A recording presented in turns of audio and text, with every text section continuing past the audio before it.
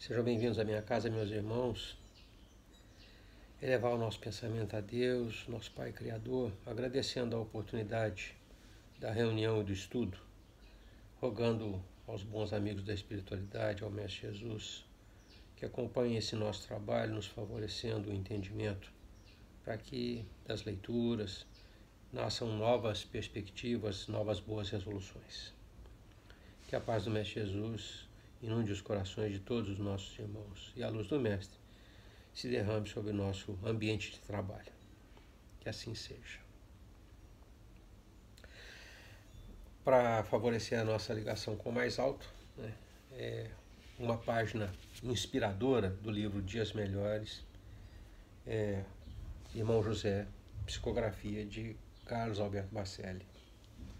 E é a lição de número 74, que tem por título As Tuas Ideias. Texto que guarda relação com aquilo que nós vamos estudar logo na sequência. As tuas ideias.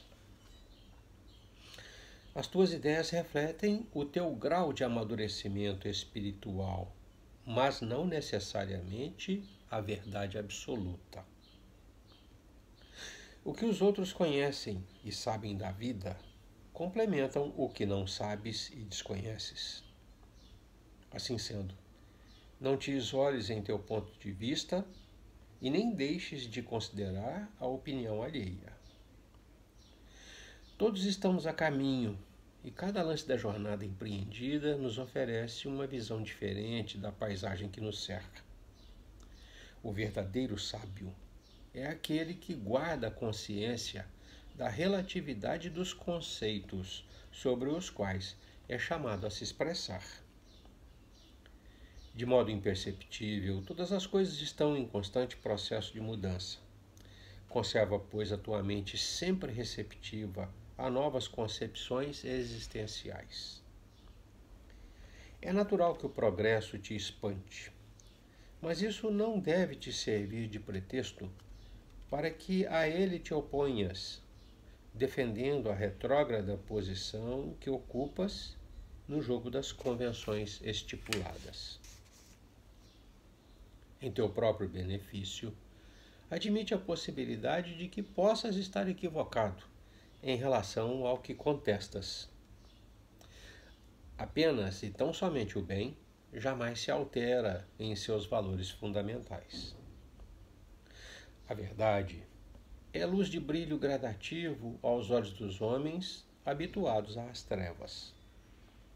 Se saísses de improviso da caverna ensombreada em que te acomodas e tateias, o esplendor solar em te ofuscando a visão da realidade lá fora equivaleria à cegueira em que há séculos voluntariamente te aprisionas.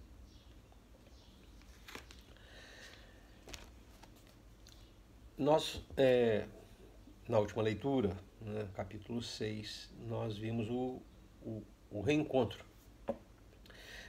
da Evelina com Ernesto, e o diálogo que eles estabelecem nesse reencontro, nos jardins do lugar onde eles se encontram, é caracterizado basicamente pelo espanto e pela confusão do que eles se encontram. Reina nos dois a incerteza sobre a própria situação e a insegurança por conta do isolamento dos familiares. Eles se reconhecem hospitalizados, embora divirjam na interpretação, até que outra senhora, paciente como eles, lhes diz que tem a informação, que foi informada de que estão todos desencarnados. É um choque tremendo para o Ernesto e para a Evelina. A Evelina se desequilibra psicologicamente, e também quase desmaia, e os três se recolhem a um assento próximo, para que a Evelina se recomponha. Nesse contexto, nós retomamos a leitura do livro no capítulo 7, Informações de Alzira. Eu vou fazer assim, uma ênfase em determinados trechos, para reforçar as percepções narradas pelos nossos personagens. Tá? Então, vamos lá. Capítulo 7, Informações de Alzira. Conversemos, convidou a nova amiga. Receosa ante os serviços de vigilância, manifestava a intenção de despistar.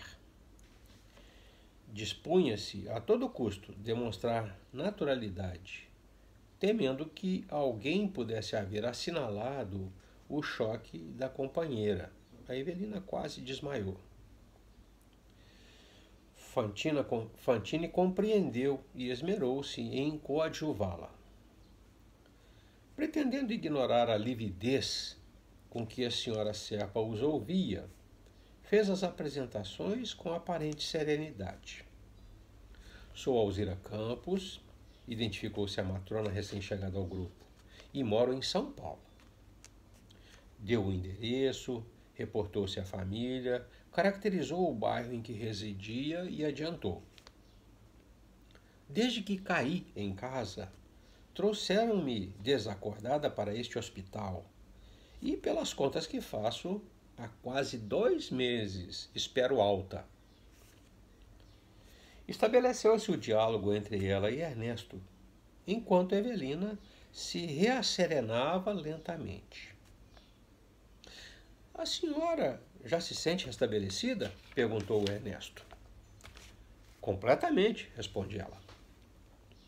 E já travou relações com alguma autoridade que lhe possa orientar com indicações precisas quanto ao futuro? Sim, a irmã Letícia, que me assistiu de início nos banhos medicinais, avisou-me anteontem que não está longe o dia em que me será possível decidir relativamente a permanecer aqui ou não. Que terá ela desejado dizer com permanecer aqui ou não? Realmente, sabendo-se quanto anseio voltar à casa, muito me encabulei ao receber-lhe esse apontamento, responde Alzira. E nada mais indagou? Sim, roguei mais claras instruções, pedi detalhes. Ela, contudo, apenas me disse gentil: você compreenderá melhor mais tarde.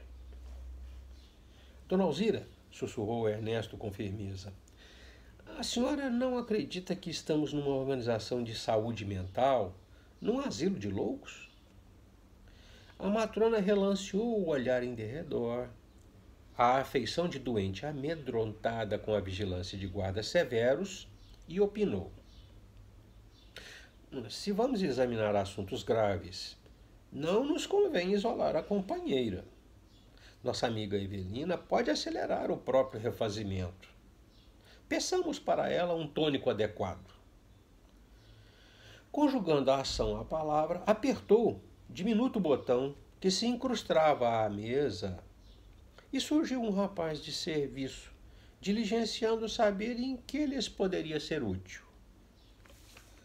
Alzira encomendou refresco para 3. Qual o sabor? Perguntou o rapaz. Maçã, diz ela. Num instante, o portador trazia 3 taças com refresco líquido com róseo líquido aromatizado em safirina bandeja. Este, a meu ver, é o melhor refrigerante que encontrei aqui até agora, porque tem pretensões a sedativo, avisou a dama quando se viram de novo a sós. Evelina sorveu um gole avidamente, com a impressão de haver bebido um néctar mais vaporoso que líquido. O inesperado reconstituinte revigorava-lhe as forças, ao mesmo tempo em que lhe reacomodava os pensamentos. Estou melhor, notificou de súbito, graças a Deus. Alzira sorriu e confirmou a disposição de palestrar, dando aos amigos todos os esclarecimentos que se lhe fizessem possíveis. Fantini segredou: voltando ao assunto, não considera a senhora que nos achamos sob a assistência especializada do ponto de vista da mente? A princípio, aclarou Alzira, também pensei assim. Notem que nos sentimos aqui de pensamento mais leve e cabeça sempre mais clara por dentro. As ideias fluem com tanta ligeireza e espontaneidade que parecem tomar corpo junto de nós. Concordo em que nos encontramos num tipo de vida espiritual diferente, muito diferente daquela em que vivíamos até a nossa vinda para cá. Apesar disso, porém, não creio estejamos nós no manicômio. Certamente já sabem que estamos rodeados por vida citadina muito intensa. Residências, escolas, instituições, templos, indústrias, veículos, entretenimentos públicos. Que? Disseram Evelina e Ernesto a um só tempo. É como lhes digo. Isto aqui é uma cidade relativamente grande. Nada menos de 100.000 habitantes. E, ao que dizem, com administração das melhores. A senhora já conseguiu alguma experiência lá fora? Já se afastou alguma vez destes muros? Interrogou Ernesto, a desfazer-se em curiosidade. Sim, na semana finda, obtive permissão para visitar uma família que não conhecia, acompanhando 2 amigas. Até agora, essa foi a única vez em que me ausentei do hospital. E posso afirmar que a excursão foi realmente deliciosa, conquanto o pasmo de que me vi tomada ao fim do passeio. Surpresa que ela teve ao fim do passeio. Que viu e a quem viu? Sondou Ernesto. Não se aflijam. Vocês conhecerão tudo a seu tempo. A cidade é linda. Uma espécie de vale de edifícios, como que talhados em jade, cristal e lápis-lazuli. Arquitetura original, praças encantadoras, recamadas de jardins. Creiam vocês que caminhei fascinada de rua em rua. O irmão Nicomedes, pois assim se chama o dono da casa, acolheu-nos com muita gentileza. Apresentou-me a filha Corina, uma bela jovem com quem para logo simpatizei. Íntima de uma das amigas que eu seguia e com a qual entraria em combinação sobre assuntos de serviço, salientou a alegria festiva do lar, falando-nos de esperados júbilos domésticos. Mostrou-nos os lustres novos, as telas e os vasos soberbos. Tudo seguia num crescendo de doces surpresas para mim quando surgiu a bomba. Achávamo-nos no terraço, admirando um canteiro de jasmins suspensos, quando ouvimos O Senhor de Amor, de Liszt, tocado ao piano. Corina informou-nos de que o pai dedilhava o instrumento com grande mestria. Enterneci-me de tal modo que manifestei o desejo de ouvi-lo mais de perto. A nossa anfitriã conduziu-nos de imediato à sala de música. E foi um deslumbramento. O irmão Nicomedes, absorto, revelava-se num mundo de alegrias profundas que se lhe irradiavam da vida interior em forma de melodias, das notáveis melodias que se sucediam umas às outras. Em dado momento, apontei. Ele parece mergulhado num longo êxtase. Toca como quem ora. Ao que a filha respondeu: estamos efetivamente muito felizes. Minha mãe, ao que sabemos, deverá chegar nesta semana. Ela está de viagem? Perguntei. Com a maior naturalidade, a moça esclareceu. Minha mãe virá da terra. Quando ouvi isso, experimentei horrível choque, como se acabasse de receber uma punhalada no peito. Faltou-me o ar, entrei desprevenida numa terrível crise de angústia. A simples ideia de que não nos situávamos em lugar fora do mundo que sempre conheci, me fazia voltar às dores anginosas que desde muito não registrava. Corina me entendeu sem palavras e trouxe um calmante. Meu estado de perturbação, ao que observei, se comunicou a todo o ambiente, porque o dono da casa interrompeu-se de improviso quando executava um belo noturno. Via-me prestes a desmaiar. O pequeno grupo congregou atenções junto de mim e fui levada para o ar livre. Sentaram-me numa poltrona de pedra, semelhante ao mármore. Tateei com força o respaldar da curiosa cadeira e, ao verificar a dureza do material sob minhas mãos, tranquilizei-me. Em seguida, olhei para o céu e vi a lua cheia, fulgindo com tanta beleza que me asserenei de todo. Percebi a sem-razão do meu susto e refleti, de mim para comigo. Por que não existirá uma cidade, uma vila, um lugarejo qualquer de nome Terra? O quadro que me cercava era positivamente um recanto do mundo. Indiscutivelmente, a esposa de Nicomedes estaria sendo esperada de alguma aldeia anônima. Ruminava minhas conclusões quando o chefe do lar indagou compadecido. Há quanto tempo nossa irmã Alzira está conosco? Pouco mais de 2 meses, participou uma das minhas guardiãs. Nada mais se comentou a meu respeito. A visita foi encerrada.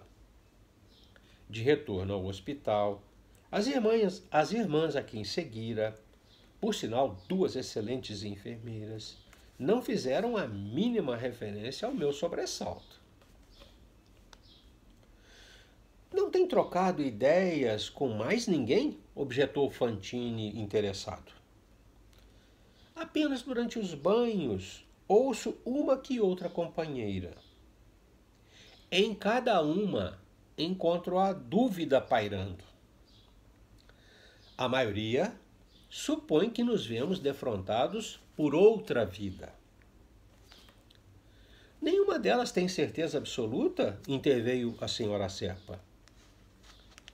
Unicamente a senhora Tamborini se mostra plenamente convencida de que não mais nos situamos no domicílio terrestre.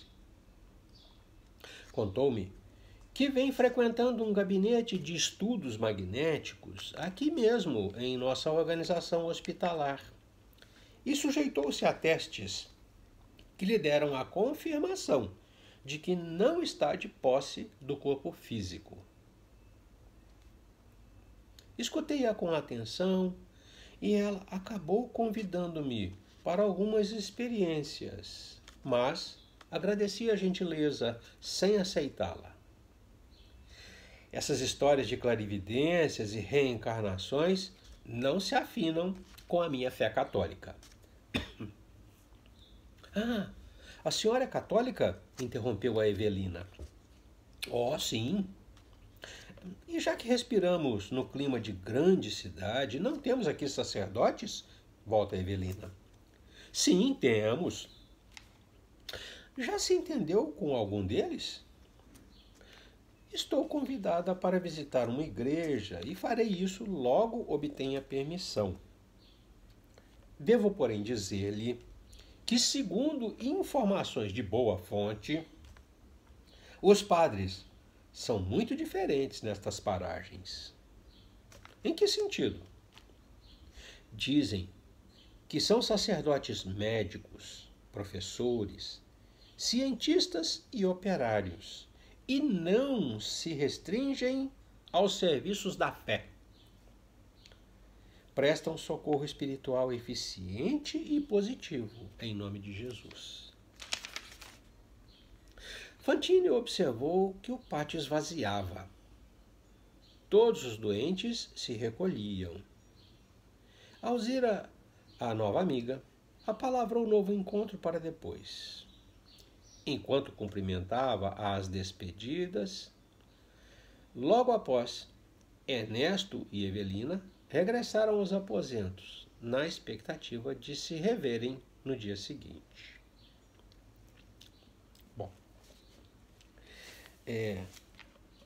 na nossa leitura, eu vou ressaltar 3 aspectos. Existem outros, certamente, né, que merecem a nossa atenção, mas assim, 3 saltam aos olhos, né? E é bom que a gente fale a respeito para a gente estabelecer o entendimento do que acontece.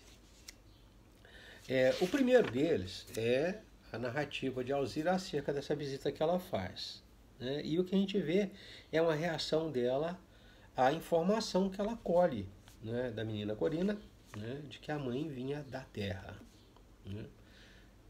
Ela tem um choque enorme com a informação, né, e o que a gente vê é ela num processo de negação.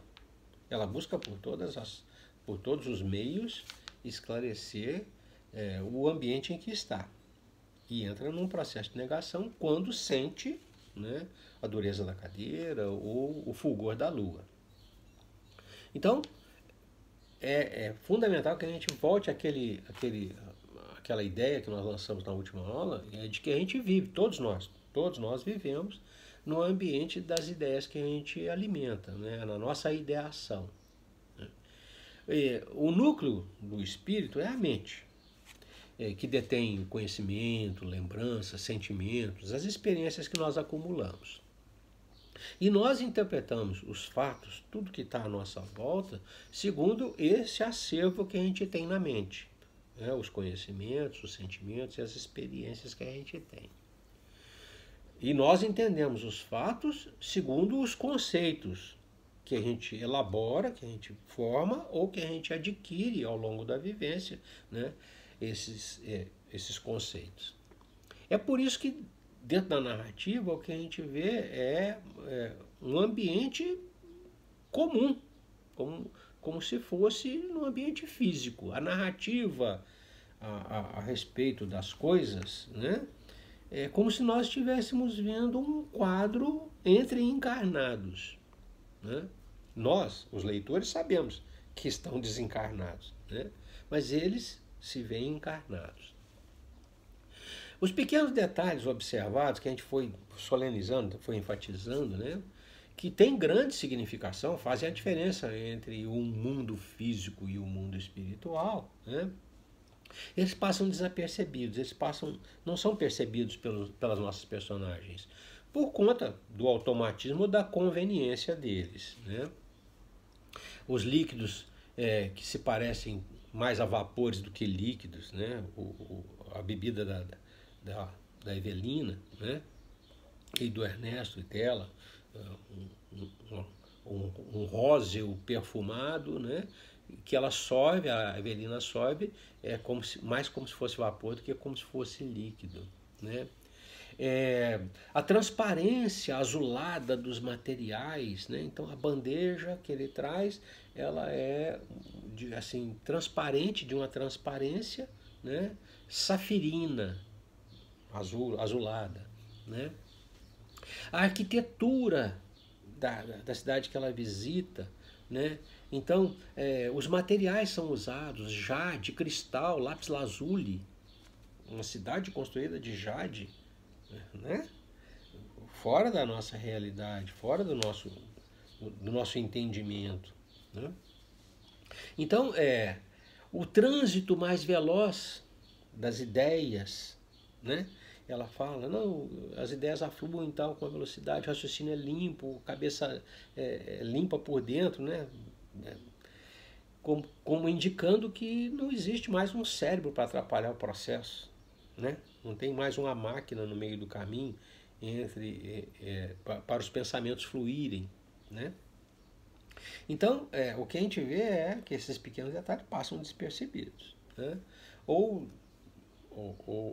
é conveniente para eles, né? Ou é automatismo deles, né? Olham e veem conforme o que tem na mente indica, vamos dizer assim.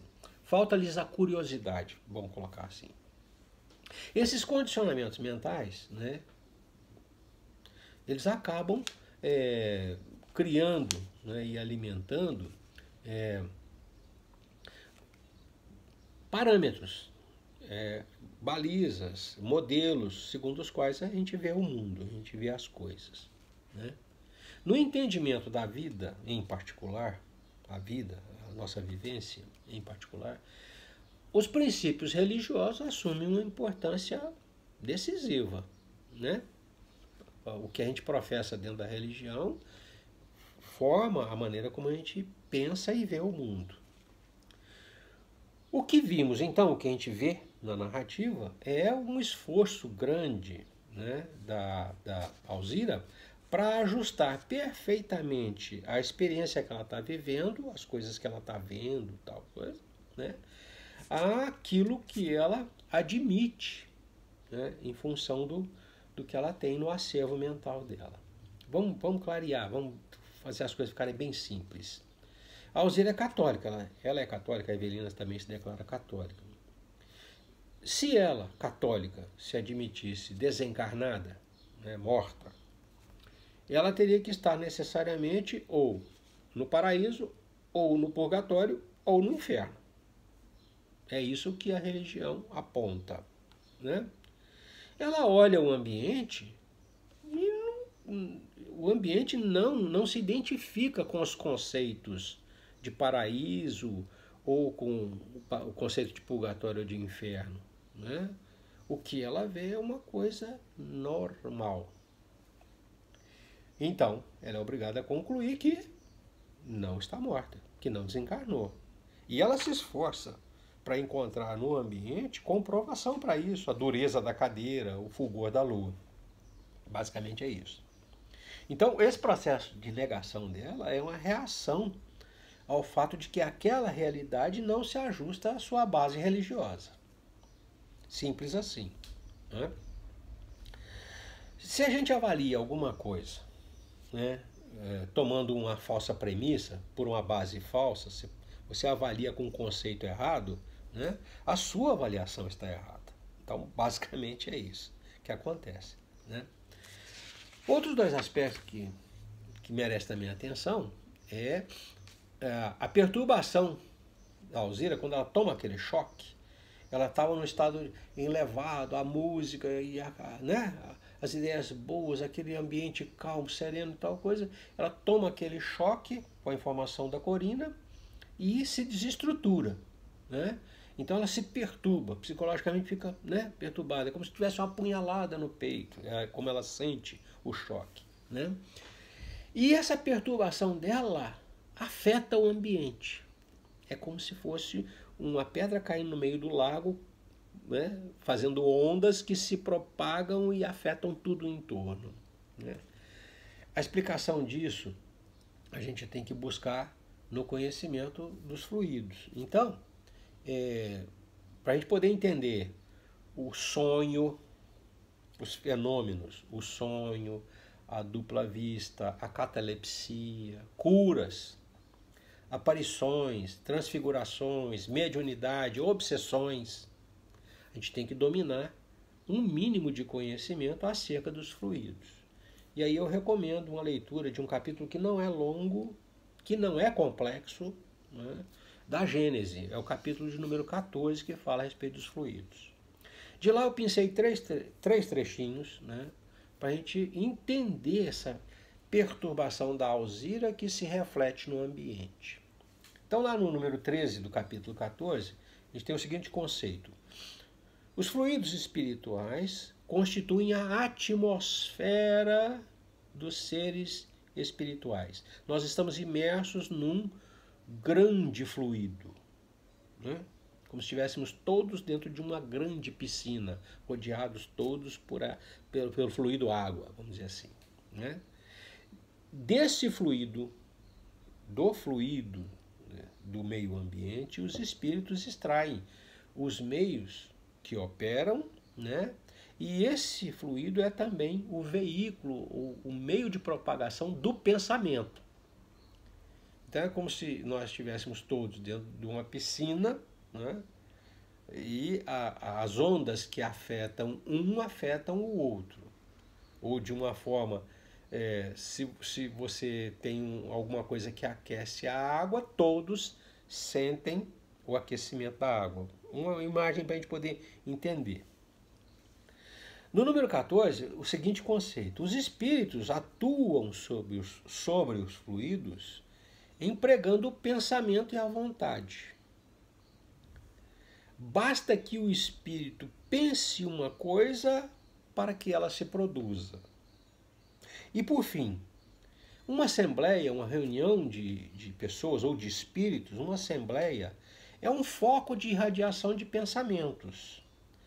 Pensamentos que são diversos, podem ser harmoniosos, podem ser discordantes. Se o conjunto é harmonioso, a sensação de todos que estão ali é uma sensação agradável. Se é discordante, é uma sensação penosa. Então, nós temos a Alzira, todo mundo, num ambiente agradabilíssimo, a música, né? E ela tem esse choque de sentimento, vamos dizer assim. Quando ela se choca e se altera, ela reflete em todos que estão à sua volta, porque o fluido que os envolve é o veículo de transmissão do que ela pensa e do que ela sente. Então, não é necessário que o pensamento se exteriorize por palavras. Quer seja externado ou não, a irradiação sempre existe. Ela não falou nada, mas afetou todo mundo.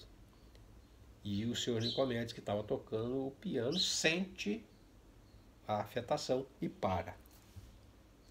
E o segundo aspecto, ou aliás, o terceiro aspecto, melhor dizendo, o terceiro aspecto é a respeito de, em toda a coletividade, a grande maioria acha que está todo mundo desencarnado. Mas todo mundo tem dúvida. Está todo mundo ali, né, sem certeza a respeito da situação. Exceto a senhora Tamborini, no conhecimento da nossa irmã Alzira. É a única que ela conhece que tem certeza de que está desencarnada.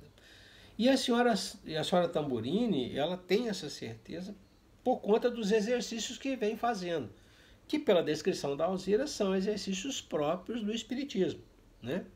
Ela relata com as palavras dela, mas ela é atendida segundo a doutrina. Para isso existe também uma abordagem bacana que a gente tem que rever, que é a abordagem do Livro dos Espíritos na questão de número 165, que trata basicamente a respeito do conhecimento do Espiritismo e a duração da perturbação. A pergunta que é feita ao Espírito é isso: quem tem conhecimento do Espiritismo dura menos na perturbação pós-morte? E ele responde, o conhecimento do Espiritismo tem uma influência muito grande, porque o espírito antecipadamente ao desencarne compreende a sua situação.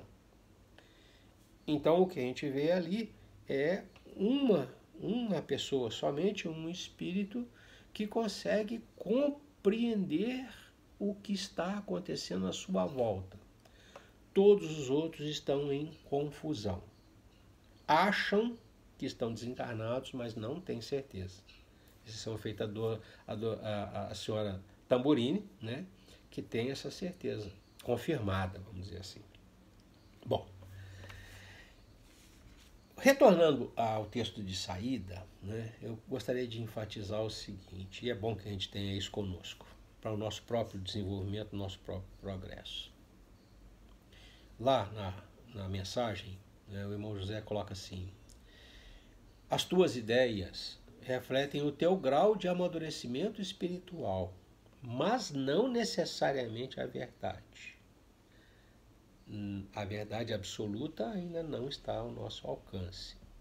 E ele remata um pouquinho mais para frente, dizendo assim: em teu próprio benefício, admite a possibilidade de que possas estar equivocado em relação ao que contestas, aquilo a que você reage, dono da verdade absoluta. A verdade, diz ele, é luz de brilho gradativo aos olhos dos homens, habituados às trevas. Nós encerramos o estudo do capítulo 7, né, com as palavras do nosso irmão José, para a nossa reflexão. E nós vamos agradecendo aos bons amigos da espiritualidade a companhia e o aconselhamento que nos trouxeram, o auxílio que nos prestaram na compreensão de mais um pequeno trecho, né, da verdade divina que está colocada à nossa disposição e que a gente alcança tão vagarosamente. Obrigado pelo auxílio e a nossa rogativa de que os irmãos nos auxiliem para que nós tenhamos facilidade em identificar as oportunidades para aplicar essas novas boas resoluções e entendimentos. Que a paz do Mestre Jesus esteja com todos os nossos irmãos. Deus os abençoe.